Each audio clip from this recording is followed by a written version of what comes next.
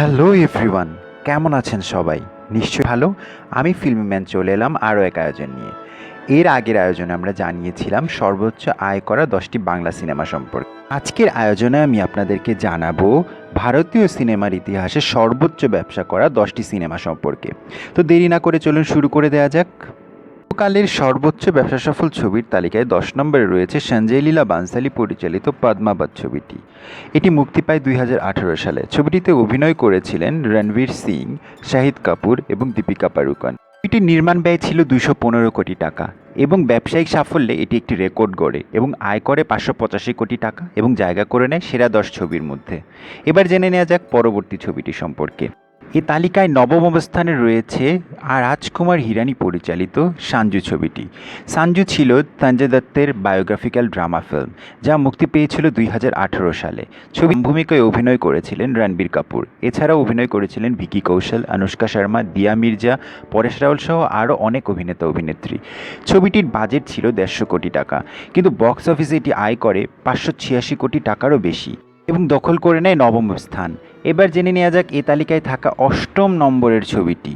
অষ্টম স্থানে রয়েছে আলী আব্বাস জাফর পরিচালিত স্পোর্টস ড্রামা ফিল্ম সুলতান, যা মুক্তি পেয়েছিল 2016 সালে। সুলতানে নাম ভূমিকা অভিনয় করেছিলেন সালমান খান, তার বিপরীতে ছিলেন অনুষ্কা শর্মা।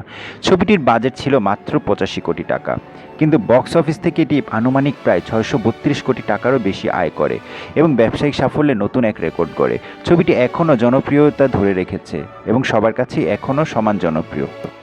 এই তালিকায় সপ্তম অবস্থানে রয়েছে বহুল আলোচিত এবং প্রশংসিত ছবি বাহুবলী দ্য বিগিনিং। হ্যাঁ, বাহুবলী দ্য বিগিনিং রয়েছে সপ্তম স্থানে। ছবিটি মুক্তি পেয়েছিল 2015 সালে। এস রাজমৌলি পরিচালিত এই ছবিটিতে অভিনয় করেছিল প্রভাস, তামান্না ভাটিয়া, অনুষ্কা শেঠি, রামায়া কিষাণ সহ আরও অসংখ্য জনপ্রিয় অভিনেতা অভিনেত্রী। ছবিটি তৎকালীন সময়ের সর্বোচ্চ বাজেটের ছবি ছিল, যা ছিল প্রায় 180 কোটি টাকা। ছবিটি মুক্তির পর ব্যাপক সমাদৃত হয় এবং বক্স অফিস থেকে আয় করে 685 কোটি 50 লক্ষ টাকারও বেশি। ছবিটি একটি এপিক অ্যাকশন ড্রামা ফিল্ম, যেটি তেলেগু এবং তামিল ভাষায় রিলিজ পেয়েছিল। এই তালিকায় ষষ্ঠ অবস্থান দখল করে রয়েছে এস শঙ্কর পরিচালিত 2.0। এই তামিল সায়েন্স অ্যাকশন ফিল্মটি মূলত 2010 সালে মুক্তি পাওয়া রোবটের সিকুয়েল। রোবট মুক্তি পেয়েছিল 2010 সালে আর সিকুয়েল 2.0 মুক্তি পেয়েছে 2018 সালে। রজনীকান্ত, অক্ষয় কুমার এবং অ্যামি জ্যাকসন অভিনীত ছবিটির বাজেট ছিল 570 কোটি টাকা। এটি এ যাবৎকালের সর্বোচ্চ বাজেটের সিনেমা। ছবিটি মুক্তির পর ব্যাপক সাফল্য পায় এবং মুক্তি পাওয়ার পর এটি আয় করে 800 কোটি টাকারও বেশি।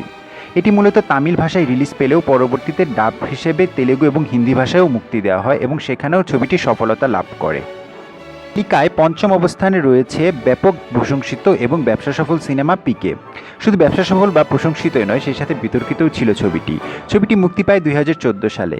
রাজকুমার হিরানি পরিচালিত এই ছবিতে অভিনয় করেছিলেন আমির খান, অনুষ্কা শর্মা, সুশান্ত সিং রাজপুত সহ অনেক জনপ্রিয় অভিনেতা অভিনেত্রী। ছবিটি একই সাথে হিন্দি, ভোজপুরি এবং রাজস্থানী ভাষায় রিলিজ করা হয়েছিল। মুক্তির পর এটি ধর্মীয় অনুভূতিতে আঘাত হানার কারণে অনেকের কাছে বিতর্কিত হয়, সেই সাথে বিভিন্ন জায়গায় এটাকে প্রোটেস্ট করা হয়। ছবিটির বাজেট ছিল 85 কোটি টাকা, কিন্তু বক্স অফিসে এটি ধামাল করে দেয় এবং আয় করে 854 কোটি টাকারও বেশি। এবারে জেনে নেওয়া যাক পরবর্তী ছবিটি সম্পর্কে। হিন্দি সিনেমার ইতিহাসে সর্বোচ্চ ব্যবসা করা 10 ছবির তালিকায় চতুর্থ অবস্থানে রয়েছে সিক্রেট সুপারস্টার। অভয় চন্দন পরিচালিত এই ছবিটি খুবই স্বল্প বাজেটের একটি ছবি ছিল, যা মুক্তি পেয়েছিল 2017 সালে। 15 কোটি বাজেটের এই ছবিটি ব্যবসায়িক সাফল্যে সবাইকে তাক লাগিয়ে দেয়। বক্স অফিস থেকে এখনও অবধি আয় করেছে 977 কোটি টাকারও বেশি। আমির খান প্রযোজিত এই ছবিতে মুখ্য ভূমিকা অভিনয় করেছিল জায়রা ওয়াসিম।